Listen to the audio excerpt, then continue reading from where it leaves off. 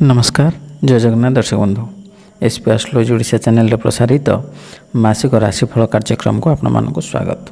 दर्शक बंधु आज आम आलोचना करवा एप्रिल 2025 रे केमिति रहिबो राशिचक्र षष्ठ राशि कन्या राशि व्यक्तिविशेष मान शुभाशुभ राशिफल विषय में विस्तृत भाव आलोचना करवा।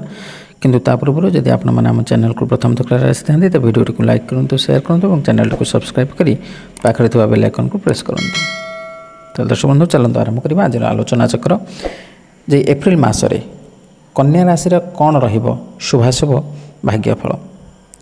दर्शक बंधु ये कन्या राशि जार अधिपति ग्रह होउछन्ति बुध, यार शुभवार रविवार, बुधवार, शुक्रवार, घातवार शनिवार, शुभ संख्या 5, 6, 8, शुभ रंग सबुज, धला और नील।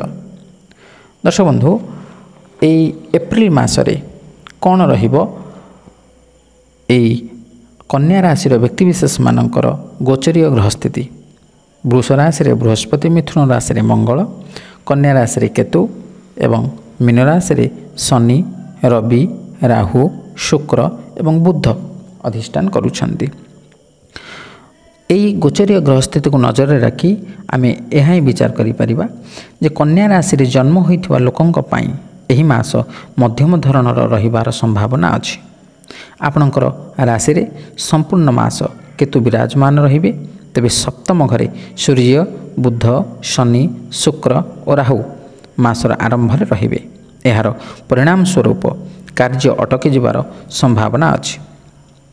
क्यारियर दृष्टि एही मासरे हाराहारी परिणाम मिलिबार संभावना अछि। मासर आरंभ रे मंगल महाराज दशम घरे रहिबे और आपणकर क्यारियर को दृढ़ करिवे। पंचग्रह एकाठी रही सप्तम घरे बसी आपणकर व्यावसायिक डील संबंध को खराब करि पारंती, सेथिपई आपणको बहुत सावधान रहिबा पई पड़िबो। अप्रैल मासर मासिक राशिफल 2025 अनुसार जे विद्यार्थी पई एही मास अनुकूल रहिबो और आपण बहुत परिश्रम करिवे, कारण पंचम घरर स्वामी शनि तृतीय घरे रहिबे और आपण को परिश्रम करिवा पई प्रोत्साहित करिवे। एही मास पारिवारिक जीवन पई हाराहारी रहिबार संभावना अछि। चतुर्थ घरर स्वामी देवगुरु बृहस्पति संपूर्ण मास नवम घरे रहिबे और सेठारु से आपणकर प्रथम घर, तृतीय घर और पंचम घर को देखिबे। ए परिस्थिति रे आपणकर संतान को सुख मिलिबो और परिवार विस्तार हेबार जोग तैयारी हेबो। जदि आपण कोनोसी प्रेम संबंध रे अछंती बा सांसारिक जीवन अतिबाहित करूचंती तबे आपणक पई एही मास मिश्रित परिणाम आनिबो। सर्वप्रथमे पंचम घरर स्वामी शनि सप्तम घरे रहिबे और प्रेम विवाहर जोग मध्य तैयारी करिवे। आपणकर विवाहर ठीक होइजिबो और आपणकर प्रेम विवाह निश्चित हेबो। जदि आपणकर आर्थिक स्थिति को देखिबा तबे एही मास आर्थिक स्थिति किछि मात्रा रे आपणकर नियंत्रण रहिबार संभावना अछि। देवगुरु बृहस्पति नवम घरे आसी आपणकर राशि उपर दृष्टि पकाइबे, जहा फल रे भाग्यर समर्थन मिलिबो और आपण ठीक निष्पत्ति नै परिबे। एही मास स्वास्थ्य दृष्टि दुर्बल हेबार संभावना अछि। संपूर्ण मास आपणकर राशि रे केतु महाराज विराजमान करिवे और सप्तम घरे सूर्य, शनि, शुक्र और राहु आरंभरु रहिबे, सेथिपई आपणकर स्वास्थ्य समस्या बढ़ी पारे। दर्शक बंधु बृहस्पति और शनि एही दुईटी ग्रह मुख्य भूमिका ग्रहण करिथांती ए राशिफल विचार करिबा समय रे। तेणु बृहस्पति कथा जदि आम प्रथम आलोचना करवा तेज बृहस्पति होउछन्ते धन धान्यर कारक, विद्या बुद्धिर कारक, जस कीर्तिर कारक, आध्यात्मिकतावादीर कारक, समस्त प्रकार सकारात्मक दिगर कारक होउछन्ते देवगुरु बृहस्पति। बृहस्पति आपण राशि पई नवम।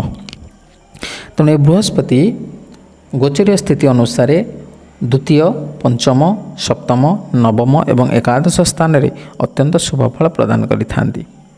तेणु आपण राशि पई बृहस्पति नवम होइथिबारु निश्चित भाव रे आपण शुभ फल प्राप्त करिवे देवगुरु बृहस्पति ठारू। ए बृहस्पति आपणको निश्चित भाव रे शुभ फल प्रदान करिवो। जदि आपण व्यवसाय वाणिज्य क्षेत्र रे अछंती तेबे एही समय रे आपण निश्चित भाव रे भल लाभ करिवे व्यवसाय रु। आय अधिक रहिब व्यय कमिब आपणकर संचयर परिमाण मध्य आपणक पाखरे रहिब। यदि आपण पार्टनरशिप रे व्यवसाय करूछंती तेबे एही समय रे आपणकर पार्टनर कठारु आपण 100% आपण पाइबे समर्थन। एवं जदि आपण शेयर मार्केट रे अर्थ विनियोग करूछंती तेबे मध्य ए समय आपणक पई अत्यंत शुभ फल प्रदायक। आपण लाभ निश्चित भाव में हम आकस्मिक धन प्राप्तिर जोग रही। जदि आपण आध्यात्मिकता मार्ग में अच्छा तेबे इस समय आपणकर भगवती प्राप्ति निमंते आग्रह बढ़िबो इच्छा शक्ति बढ़िबो जोंथि आपण अधिक आध्यात्मिकवादी होई परिबे। एवं विद्यार्थी माने जो माने अध्ययन क्षेत्र में अच्छा से समयटी अत्यंत शुभ फल प्रदायक। पाठपढ़ारे आग्रह बढ़िबो विभिन्न प्रकार शास्त्र विभिन्न प्रकार ज्ञान अर्जन करने निमंते आपण उत्साहित हेबे जिज्ञासा बढ़िबो। एवं कौनसी एग्जाम जदि आपण दबाकू जाउछंती बा पर कौनसी इंटरव्यू आपण दबाकू जाउछंती तबे सेतिरे मध्य आपण सफलता हासिल करि पारंती। एवं साधारण भाव में आमे नवम भावरु विचार करंती भाग्य रे विचार तने भाग्य घरे बृहस्पति रहिथिबारु निश्चित भाव में आपणकर भाग्यर परिवर्तन हम। आपण निश्चित भाव में जो कार्य करुछंती सेथिरे आपणक भाग्य आपणक साथ दब। तेणु दर्शक बंधु ये हूँ बृहस्पतिंकर कथा। यदि आम शनि कथा आलोचना करवा तेरे शनि होती शक्तिर देवता न्यायर देवता राजयोग कारक ग्रह एवं कर्म कारक ग्रह। ये शनि आपण राशि सप्तमस्थ। शनि गोचरीय स्थिति अनुसार 4टी स्थान शुभफल प्रदान करिथांती तृतीय षष्ठ दशम एवं एकादश। तेणु आपण राशि सप्तम शनि होइथिबारु सप्तम स्थान आम साधारण भाव में जाया बा पत्नी विचार करिथांती। तेबे पत्नी जनित कष्ट आपण प्राप्त करि पारंती। पत्नी जनित मानसिक शोकरे आपण रही पारंती। मानसिक अशांति देखा दे पारे शारीरिक पीड़ा ये सबू शनि कारण आपण प्राप्त करेंगे। जदि कर्मक्षेत्र अच्छा तेरे कर्मक्षेत्र में आपण ए समय शुभफल प्रदायक नुहे। तेणु कर्मक्षेत्र में आप कौनसी ना कौनसी समस्यार सम्मुखीन हो पारंती।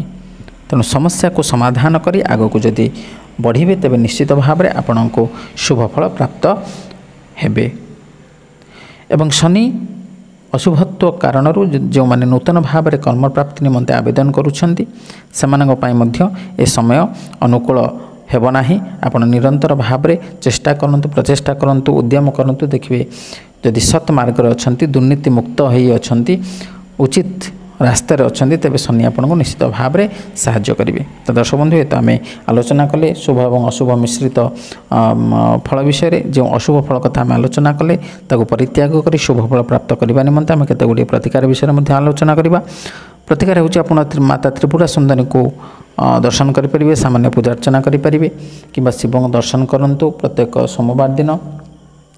एवं आपण शनिंकर कोप दृष्टि मुक्ति पाइबापी आपण माता दक्षिण काली को मध्य दर्शन करेंगे कि हनुमान चालीसा प्रतिदिन पाठ करूँ स्नान करने पर सुंदरकांड पाठ करूँ।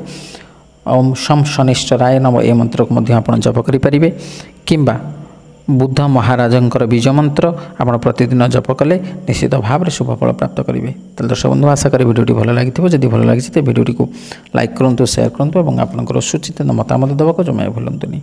आज विदाय दिंतु रही नमस्कार जय जगन्नाथ।